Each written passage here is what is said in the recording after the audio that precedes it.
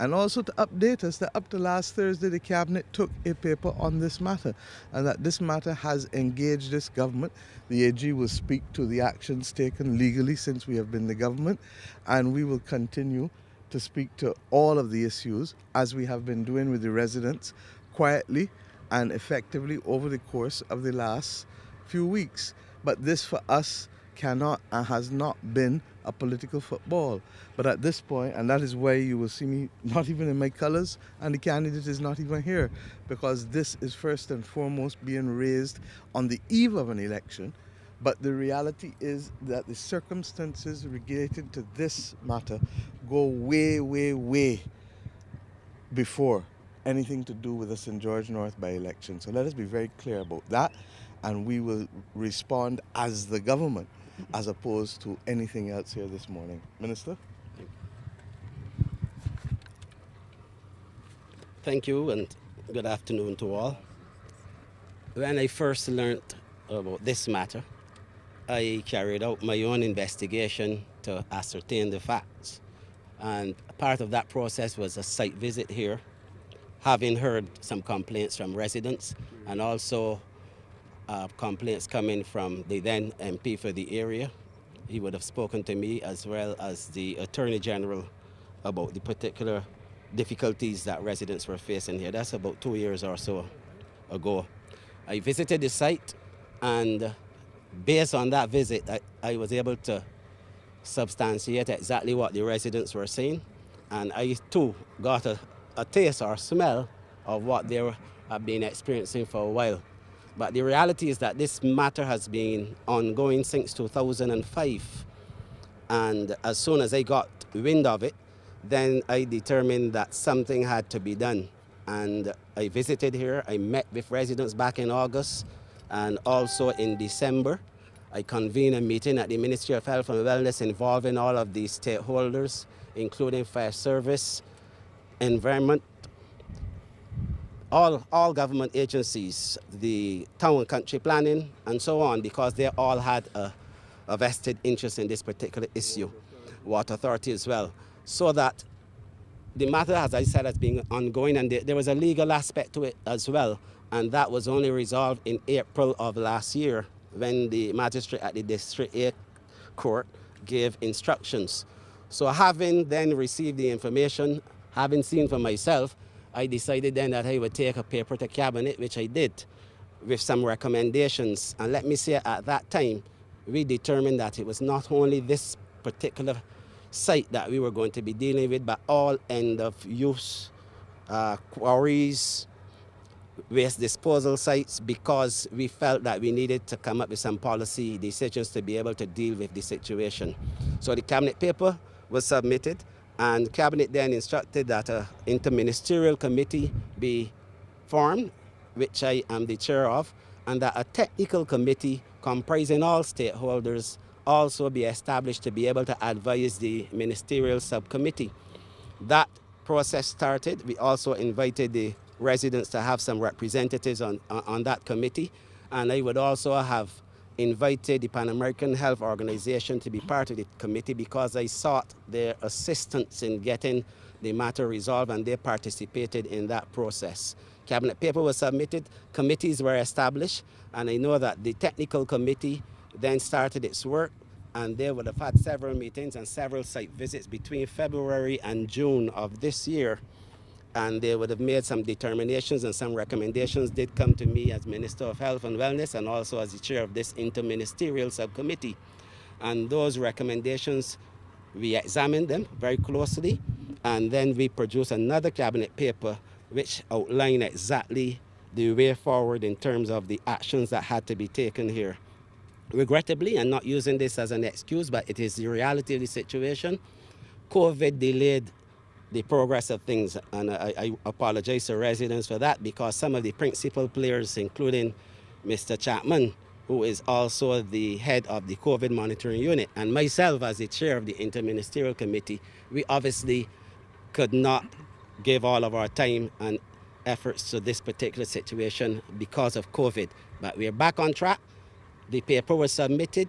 We have a plan as to how we're going to deal with it. I reached out again to the Pan American Health Organization, and they have agreed to assist us with a specialist out of Washington, D.C. to deal with air pollution, for example, in the area, because that is a particular expertise that we felt that we needed to get, along with the equipment that is required, and also to give a level of transparency to the residents who obviously by this time would be frustrated because this has been going on for quite some time. So that is, generally speaking, what has been happening here. I myself had determined that I will speak to the residents, but did not want to do so until after the by-election, for the reason that, for me, this is a serious matter and we didn't want to play any politics with this, and I felt that I needed to speak to residents first to tell them what we're going to be doing going forward before actually speaking to the press on the matter. And that is where we are at this point in time. I now invite Mr. Chapman, who will then give you a more technical brief. Right. Good afternoon. As the minister has said, we were dealing with this for a little while now. Now, what is the issues here at the site is the improper dumping of materials. Our challenges are many. Now, for the most part, a landfill is a very technical undertaking. Most people may pass by a landfill and see equipment moving around and things being dumped there. But a landfill is a very technical operation, and I just want to mention some of the issues that would be attributed to a landfill and what is not here but is causing us some problems. One is the lack of compaction. In landfills, you have to compact your all of the solids, and that compaction tends to squeeze all of the air out. Once that air is squeezed out, it then reduces your chances of spontaneous combustion because there's no air to fuel your fire. The other thing is that you have to ensure that your cells are constructed properly. So in a landfill, you put your stuff together and then you put some cover material on it, which is usually about a foot and a half of dirt after you've compacted.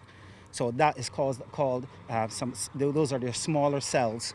Now here you don't have that. You just have all the stuff put together and then covered over as a whole. One of the other things for landfill is that you have your vent pipes. So you have because once you start your garbage starts to decompose, it produces methane and other gases called mercaptans, and a lot of those are highly flammable and they cause the spontaneous combustion. So there are a number of other issues that go on. Our main issue here in terms of getting this problem solved has to do with the rock face that you would see on both sides here, and that's contributing to the challenges. I'm going to let Ricky speak to the actual solutions that we've come up with to put in place, but I just want to say this, that it is not as simple as one would believe in terms of operating a landfill. And those technical issues, when not handled properly, will result in what we're having here now. And so what we have done is we have put together a number of strategies, which once we get them started, we will then be able to address the issue. And we anticipate that will be done in an agreement with the residents and so on, as soon as the residents are willing to continue. There may be there obviously will be some additional issues in remedying the problem, but I said I'll let Ricky talk about those in terms of the remedies, and then we'll come right back. Thanks, Ronald. Good afternoon, all. Ricardo Marshall. I'm the chair of the technical committee. We have decided to address the issue in three parts. One, looking at solid waste management.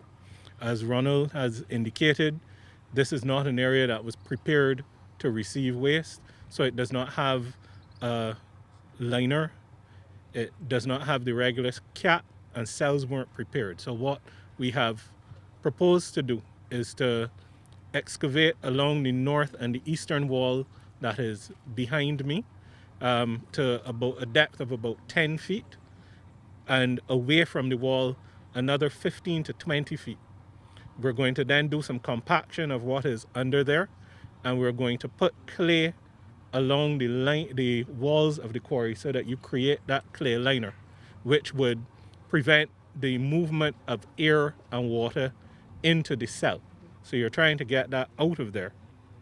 You will also then build up using topsoil and compacting that topsoil, come up in lifts, as we call them, or layers, up to the level that we're at right now. What we don't want to do is to disturb huge sections of the area where you've had settled waste, because when you do that, you're going to then get a lot more gases escaping at that point in time, and odors will then be difficult to control. In addition, what we are proposing to do is to do further compaction in the cell so that we can block some of the fissures that have been created. Excuse me, so that we can cut off that oxygen supply to the areas that are burning right now so that we can get those put out, because there is subsurface combustion still going on.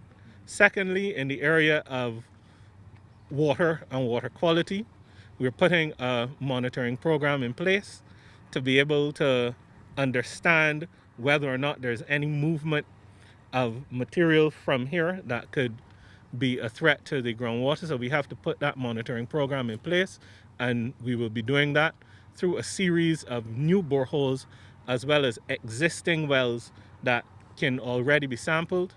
And the third component is one of air quality, which I believe the Prime Minister and Minister Bostic spoke to already in terms of assistance from PAHO, identifying what is there and giving us that information as we continue to monitor going forward.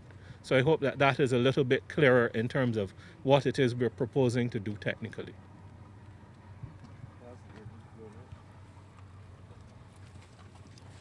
Good morning, members of the media. I am in a acute position because I am also an affected resident, but a person who is charged with the constitutional responsibility of protecting the legal interests of all Barbadians. This problem is not new. It has been here for the last 5 or so years. In fact, I was part of a group of concerned citizens that began the process of agitating, and we had numerous town hall meetings and other consultations. At this point, though, where we are today, I think it is evident, if you took a look, that the dumping that we complain so bitterly about has come to an end. But of course, the effect of that dumping is what is continuing to create the problem for us today. In my mind as Attorney General, there's absolutely no doubt that this is a public nuisance, and these matters have been drawn to the attention of the entity that has been doing the work here, the entity that was responsible for all the dumping. And we are at the point where I am preparing a remediation agreement, which will, and we've already had discussions on it, and that remediation agreement will provide the legal basis without having to go to court, because that is an option. But at this point in time, I don't think that there's any reason why we need to pursue a court action against the entity, in as much as he has, in fact, admitted the wrongdoing and more importantly, has verbally agreed to take the steps that are required. So from my position as AG now, I have the responsibility of putting that legal framework in place. I expect to be able to do that within the very next week or two. And that framework will settle all of the required actions. Now, let me make it clear that we're not relying on the entity that created the problem to do any of the work. The fundamental principle about environmental impact is that it is the polluter who must pay.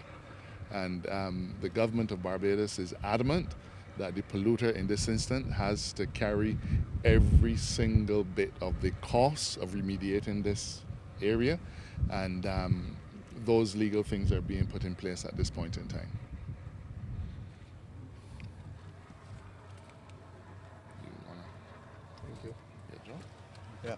No. I want to be able to say simply that these matters obviously are of grave concern to the government. And to the extent that they have happened, the government, as I said before we were the government, and as I repeat today as the government, we will deal with it. And this has been a matter on which we have been unwavering. Mr. Chapman is the same person who heads up the COVID monitoring unit.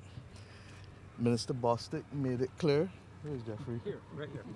Right, that when COVID broke, there was a pause, first and foremost because of the lockdown, and thereafter because of the diversion of skills to the COVID monitoring unit to be able to allow this economy to be opened back up sector by sector by sector. I think many of you recall the anxiety of persons waiting for protocols. There's the protocol man here. There's the protocol man. But this is the same man who, along with Mr. Marshall, was also responsible for ensuring that nothing happened here. I heard that it was said that trucks are coming to dump in there. I invite the press to look and take the pictures down there. And to the extent that dumping has happened in the past is what we are holding Mr. Cherry and his company responsible for. But there is no evidence of any dumping at this point in time. And I'm told by Mr. Power, who owns the property, that you can't even get down inside to dump physically. So that this is a nonsense and a red herring released on the eve of a by-election. But what reality is, because our first responsibility is to the people of Barbados to keep them safe. And to the extent that this dump, and let's go back, Minister Bostic, and all of them will confirm, this dump was operating from 2015 to 2018. And the question must be asked, why was it allowed to operate for 3 years without the appropriate lining, without the appropriate permission, without all of the requisite things? And now all of a sudden people have found a voice? Well, that voice ignores the fact that there was a prosecution, ignores the fact that there is a multidisciplinary committee involving Environmental Protection Department, Barbados Water Authority, Barbados Fire Service, Town Planning, a whole host of government departments, and on top of that, the residents. No, this is the definition of open government and transparency. That it has happened is regrettable and wrong, but that it needs to be corrected is absolutely necessary. And the government has always said, I don't draw the hand, I don't play a hand that I can easily ignore.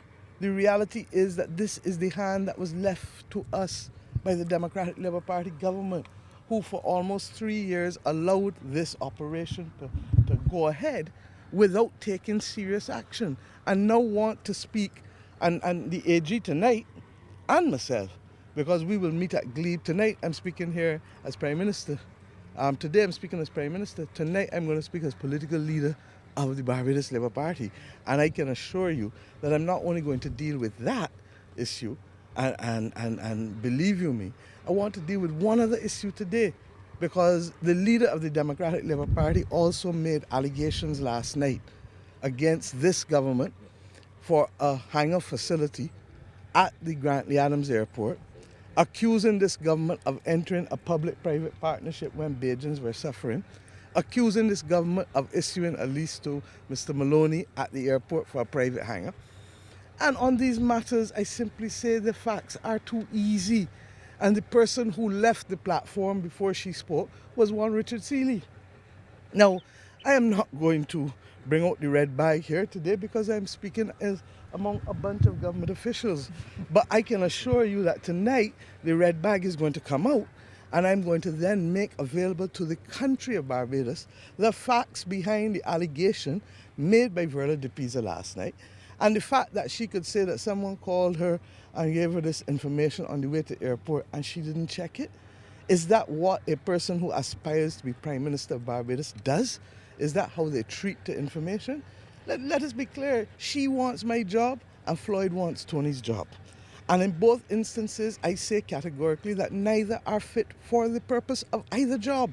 Because if you were, you would have to explain how you could have been a member of a parliamentary party, a member of a Senate, and know full well that a lease was awarded by your government on the 1st of November 2016 to Mr. Maloney, And you now want to come and cast that as a lease issued by the government of Barbados under my leadership. I want us to recognize that in all things, and I started this press briefing by saying that we will be guided always by the facts and by the science. And whether it is on this matter of the dump or whether it is on the very simple issue of when a lease was signed and whether money was put into a hangar facility by the government of Barbados, the facts are too easy to verify for a leader of a political party to make wild allegations without checking the facts before they come. Can you imagine that if that person was in charge of Barbados now, what they would be doing with the lives and property of persons if they're going to act this callously with respect to facts? Cannot happen. And I say to you that the one thing that COVID has done for us, and I say it every day, I say it every week, that COVID has done for us a realism check, that this is serious times for serious people. And when you can make these allegations without taking the time to check them, and when you can come and offer to threaten to bring an injunction, Dale Marshall is going to deal with that tonight. What are you going to injunct against? Look and see. Mr. Craig, who is a resident, is the first one to tell me, but the trucks can't get down in there. So what are we saying? But this is what has caused a whole country to be put on pause because of the desperation 24 hours before a by-election. I want to say that our country knows better. And let me go back to the issue of the hangar too. If it is that the hangar was a bad project, we would have said so. But it is not a bad project because for every private plane that comes to Barbados, it engenders not only significant amounts of money in fees, but right now with COVID, that is how most people who want to travel are traveling because of their fear or anxiety with respect to commercial airlines. But if we start to make people feel that these things are political footballs and then do it on a platform that cannot be buttressed by facts, can only be buttressed by what I can call a tissue of lies and toxicity that ought not to be associated with a political campaign in the 21st century, in the third decade that we are in. We are making mock sport at people. And I hope and pray that we will be able to elevate our politics to a higher standard. Why haven't I brought out the red bag before? Because we've tried to be able to stay focused on the facts. But now that they want more facts, having described this as allegations against us, we will give them the real facts tonight and the paper. So come tonight and take the leases from me tonight and other things that I may have to offer to you. Okay? Are there any questions with respect to either matter? Very quickly. Yes, Prime Minister. Just quickly, we heard a lot of technical terms on what is going to be done. Could you just translate that into what the time frame for relief for the residents? I think that there's a question of them having to meet with the residents and working out what is an appropriate time for the residents to agree to what has to be done to start to remediate here. Because as you heard, you will have some consequences with remediation, and therefore, like everything else this government has done, we sit down and we talk with persons and we say, look, this is where we are, this is what has to be done, and this is the consequences of what has to be done. No government can make those decisions on its own without talking to the people who are affected. And to that extent, we expect, therefore, that meeting, you heard Jeffrey, you heard Jeffrey make the point, the minister made the point, that he could have come in here 4 weeks ago, 5 weeks ago, but we took a decision that we did not want to play politics with this issue, and therefore we would await the completion of the by-election before he had the town hall meeting with the residents to outline what both Mr. Marshall and Mr. Chapman have literally told you today as a result of the multidisciplinary committee that has been put in place. Similarly, you've also heard the minister say that this committee was not simply about Lower Estate alone, and that when we asked PAHO to come in, it is to look at other difficult areas like Project Rock Hall, which we are now looking to move the persons because of the internal combustion on the dump there, Bees Recycling, and other things that have been going on that need to be put on a proper footing. And when you inherit these things, as I keep saying, I can't do this. I can't twiddle my nose and say abracadabra. These things have a process and have to take time. Consulting Dr. Mwanza is here as a resident, but he's also the key man at the Water Authority. The AG is here as a resident, but he's also government's chief legal advisor. So that in all of these instances, look at all the different departments here. That alone speaks to the complexity of the matter. And when we want people to believe that you can simply twiggle your nose and that it's going to happen overnight, it doesn't work so, especially when what we inherited was almost 3 years of dumping. Okay? And if you talk to Mr. Power, he will tell you that there has been no dumping in here in recent times. You can't get down. Mr. Craig is the first body to show me that. So let the camera, a picture speaks 1,000 words, sorry. So you can take the pictures down there and see for yourself. Any other questions? Okay, thank you very much, and I look forward to seeing many of you again tonight, because as I told you, today I spoke as Prime Minister with all of the government officials, but tonight I look forward to speaking to the people of St. George North as the political leader of the Barbados Labour Party, with a candidate who enjoys our full confidence and who is a serious woman for serious times. Thank you. Thank you very much.